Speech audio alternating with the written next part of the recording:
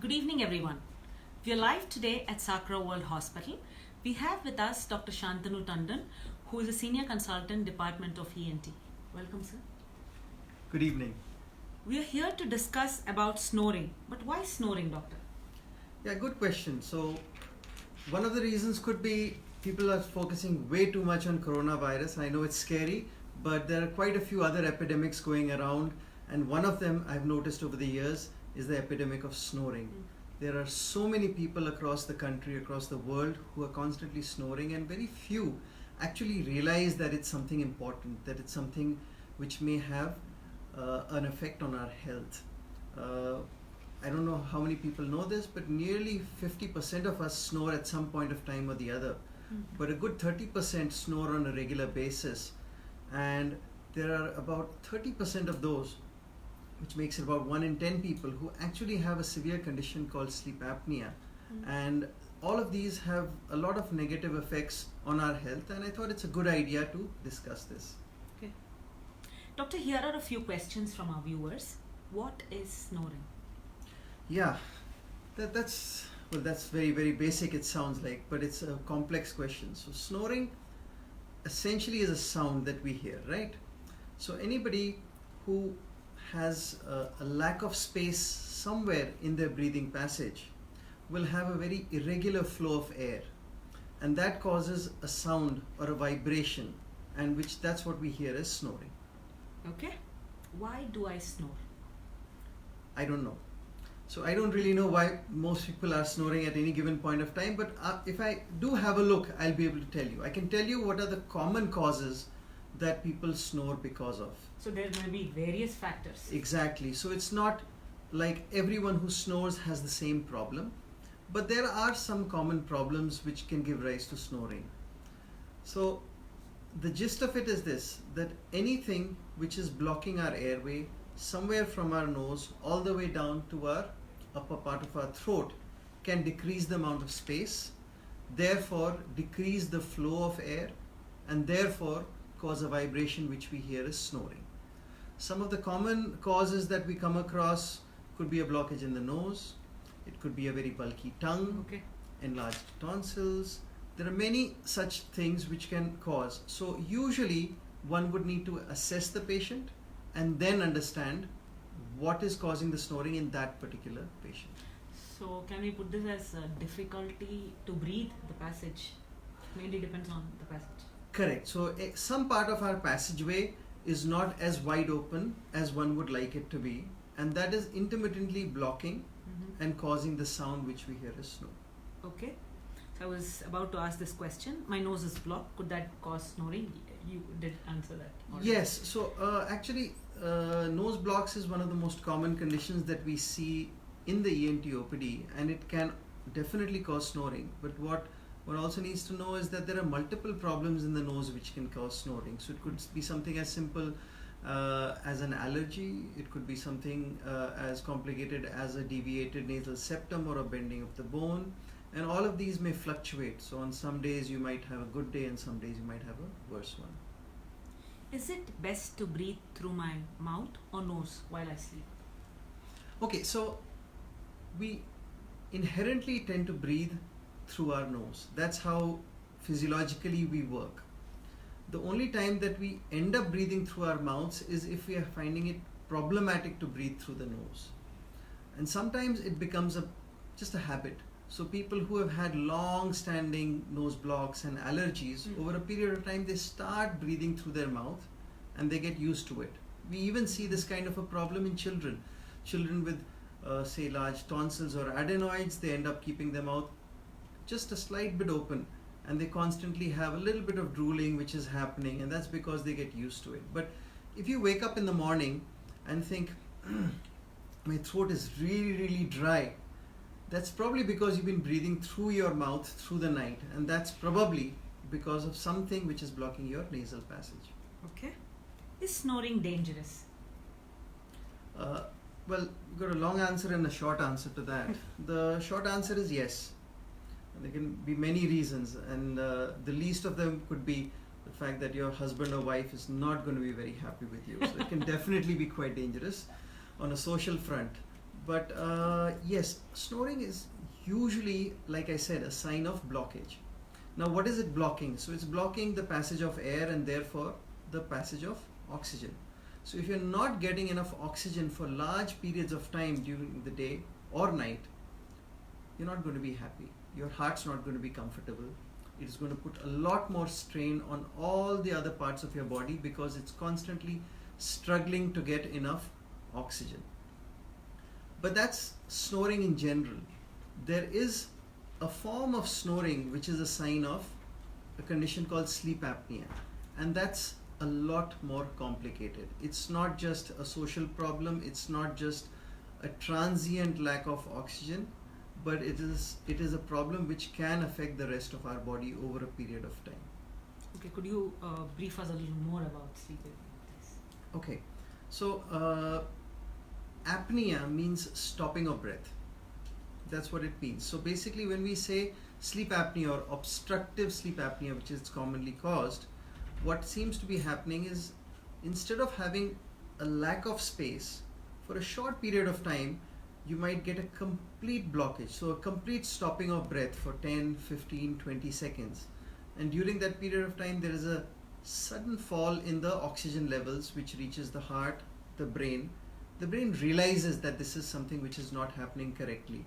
And it will give just a short mental nudge, just enough for you to take a nice deep breath, get enough oxygen, and you kind of fall back to sleep. So that one episode is called an apnea. And if you're having these apneas at regular intervals through the night, we call it an obstructive sleep apnea. Okay. There was an instance where I gasped for breath while I was sleeping one night. Is that alarming? Well, it can be. If you have been noticing, or if somebody has been noticing these kind of episodes where we are feeling like we're gasping for breath or we're short of breath, you may have sleep apnea, and it's probably one of the earlier signs that one can pick up. And one of the things that happens when we snore is we say it's nothing It's big. just a It's snore. just something that, yeah, this is something my husband or wife keeps on cribbing about, but yeah, I'm fine usually. That's not true. If there's something which has been going on every now and then, it's a good idea to get yourself checked out. Do we actually stop breathing for a few seconds? We actually stop breathing not just for a few seconds, but the whole definition of an apnea means stopping of breath for 10 seconds or more. And that's a Okay. fair amount of time. That's a fair amount of time. So yes, we actually do end up doing that. There are a couple of different types of apnea. So you can have a central apnea, that means a condition where the brain for some reason forgets to get the lungs to take a deep breath in, and that's called a central apnea. But 9 out of 10 patients end up having what is called as an obstructive apnea. That means a blockage somewhere in the nasal or throat passage which blocks the airway. How will I know I have sleep apnea? So that's the challenge. Many patients, and I say many, nearly 9 out of 10 patients don't realize that they have sleep apnea because they don't know what to look for. If you're staying alone, if you're in the hostel, if you're staying in a PG where nobody's there with you, or you have your own room, you may, years together, you may keep on snoring, and you may have an underlying sleep apnea, and then you may not realize it. So first of all, one of the things that you may notice is that you're kind of tired, you're kind of not able to focus, you're drowsy during the daytime. So if you find that when you're at work or when you're at school or when you're at college during the daytime, it's not really a very boring lecture, but you're still constantly drowsy, you're still constantly tired, think about the quality of sleep that you're having. Second, if you're unable to focus on work at hand, if you're constantly irritable. Now this is very, very important in children, because although we're talking in bulk about adults, children also can get sleep apnea, they also can get snoring. A lot of these kids don't really know what to say. So a lot of these kids will just be irritable, they will jump around, they will sometimes wet the bed even when they're a little older. These are patients who don't really know what to tell you. They can't say that I'm tired, I want to go to sleep, so they act out. Okay. So this is something which could suggest that the child may be having a sleep apnea problem. But the best way to know about it is to listen to the people around you. If they point out the fact that you do snore, the fact that you seem to be struggling or are constantly restless while you're asleep, think about it, look into it, and probably meet someone about it. Okay. I've been told that I snore very loudly. Is that very dangerous? So, people are very concerned about the sound of snoring, and part of that has to do with the social impact that it has. So, if I've got somebody lying next to me who's unable to sleep, they're obviously going to be unhappy with the situation. But the truth is that the loudness of snoring does not equate to the severity of the problem. Okay. You may have a very severe narrowing of your breathing passage, and you may be snoring very mildly, and you may ignore that. And you may have a very mild snoring, a very loud snoring, and you may have a very mild narrowing. So it's the fact that you snore versus you don't snore, which is something one should look into. It's not that if you snore very loudly, things have suddenly gone bad. Okay. When should we consult a doctor for snoring, and whom should we meet? There's always a confusion, is it an ENT or a pulmonologist? Correct. So, first of all, what you've got to understand is most medical conditions ideally should be treated as a multidisciplinary approach. So one should look into different aspects of the same problem. So if we have different views, we have a better solution. Okay. So what I always like to suggest is it's a good idea to get a pulmonologist as well as an ENT to look into the problem. Now invariably one would end up going either to the first or the second. Yes. So what is the role of either of the two is a good idea to know. Okay. Sleep apnea is a problem which affects the heart and lungs, but it's a problem which occurs from the region of the ear, nose and throat. Probably not the ear, but the nose and the throat. So to understand the severity of the problem, it's a good idea to meet a pulmonologist who would do something called a sleep study test. A lot of times it may be done in centers elsewhere, or it may be done as a home-based study, but the interpretation would help. But to find out what is causing the snoring or what is causing the sleep apnea, one needs to get somebody to check into the nose, to check the throat, and assess where the problem actually lies. So I was just about to ask this question. Are there any tests to confirm if we have sleep apnea? Correct. So what are the two real things that we want to know? Number one, we want to know whether you have sleep apnea or not. So if you do have, is it mild, is it moderate, is it severe, very severe? So what is the severity of the problem? And there is a test called a polysomnography or a sleep study test. And that is something which tells us clearly when we are asleep, whether we're sleeping well or not, whether we are having an apnea or not. When we do have an apnea, how much effect does it have on our heart rates, on our blood pressure, etc. So basically, how is it affecting the rest of our body? And the second is the problem is in the nose or in the throat or behind the tongue. So basically we do a camera examination.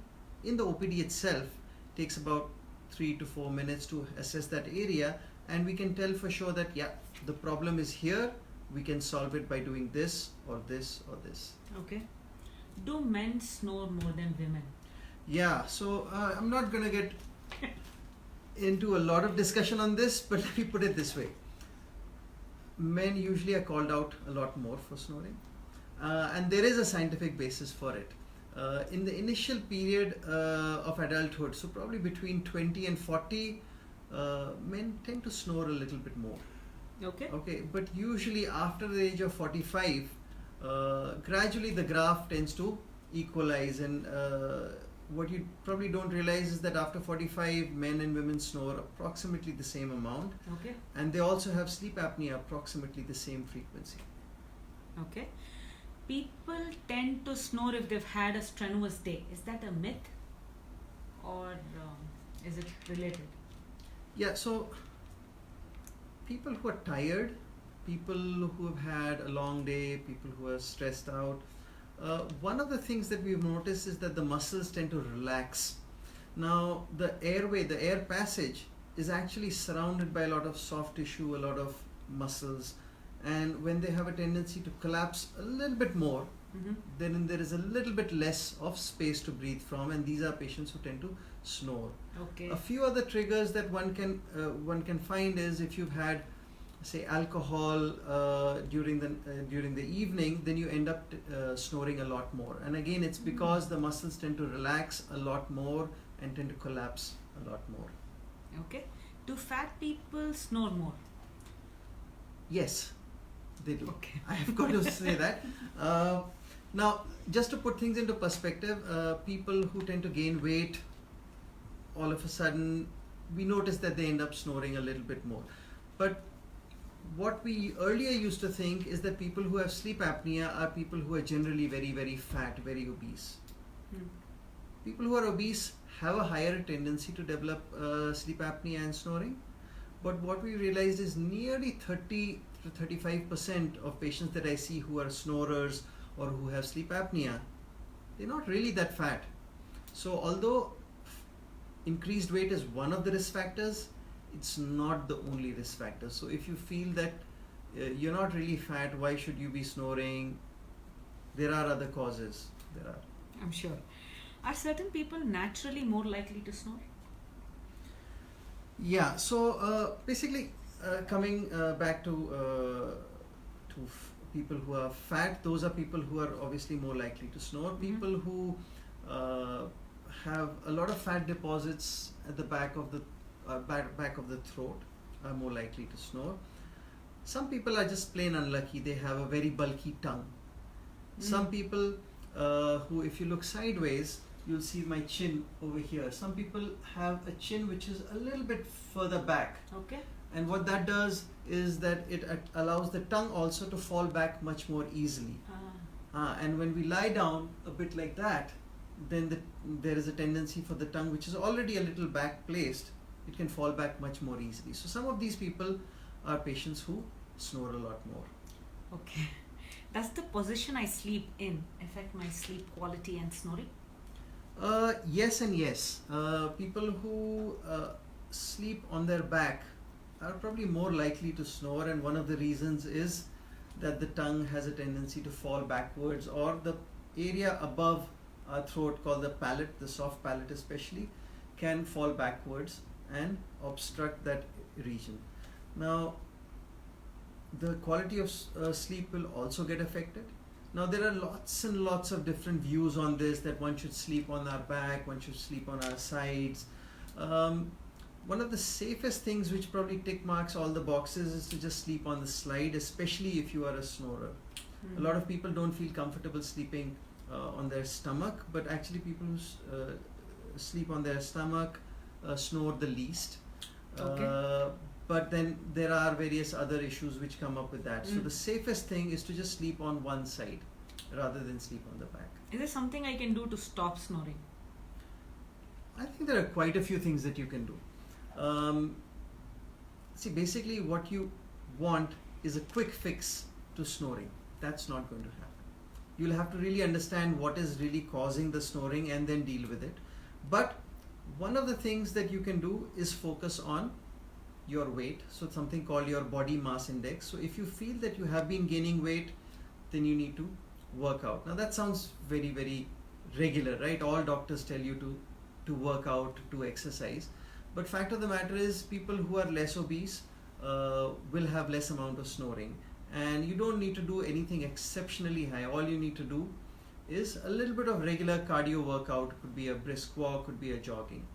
Add to that, cutting down on carbohydrates. So one of the biggest causes for deposits of fat is deposits of carbohydrates in our tummy. So if we're drinking a lot of alcohol, if eating a lot of sugar, taking a lot of potato, rice, all of these are contributing factors. So that's something which can affect. Focus on the sleep position. We already talked about that. And if we do have a tendency to snore, one should also at regular intervals see whether it is getting worse, is it getting better, and also focus on our quality of life during the day. So if we are noticing that apart from the snoring, all of a sudden now I'm also feeling very, very tired, then we need to take all these do's and don'ts a lot more seriously. If even after all these do's and don'ts, if it doesn't help, then what else can be done? Yeah, so first of all, you can always take professional help. Now, when I say professional help, it does not necessarily mean meeting an ENT first of all, but you can take professional help with the help of a physical trainer, meeting a nutritionist, and trying to streamline it with the help of professional help rather than doing it yourself. That sometimes may make a difference. But once we decide that, you know what, this doesn't seem to be working, we should be finding a better solution. Then the first step would be to meet an ENT as well as a pulmonologist. If need be, get a sleep study done. There are sometimes small things that we can do. For example, if we find that you have a really bad allergy, then all we need to do is start you on the right kind of medications for your allergies that decreases the swelling inside your nose, that improves your breathing, makes you feel better, makes you snore less. If we find that there is, say, enlarged tonsils and chronically enlarged tonsils, you might be treated with medications, or we might decide that, you know what, if the tonsils are the only problem, we may even consider removal of the tonsils. Okay. So basically it has to be a custom made solution for your problem. It cannot be one shoe fits all. Okay, but yes, there are earlier, the thought of meeting a surgeon, a sleep surgeon, sounded a bit scary. Like, oh no, I'm meeting an ENT surgeon, he's going to tell me to get operated. Should I really do something like that? But what you've got to realize is, once somebody's had a look, we might be able to give you small tips, medical small tips, which may change your quality of breathing. And now there are some relatively new advanced technologies which can help us try to shrink or tighten the tissues inside the throat, something called a radio frequency kind of a procedure, which will tighten your palate, which will tighten the back of your tongue, which will improve the breathing airway of your nose. And that could be just like a 5-minute or 10-minute procedure in the OPD itself, and you could probably walk home from there and get back to work. So there are more than a few things which one can do. It's just a matter of deciding whom to do it. It was a very interesting session. Thank you, Dr. Shantanu. With Thank you this, so we much. come to end of today's session. If you have any questions or queries, you can leave it in the comment section. Our experts will revert back to you. Tomorrow, on popular request, we will be back with Dr. Venu Madhav. It's another interesting topic. Please do watch us. Thank you.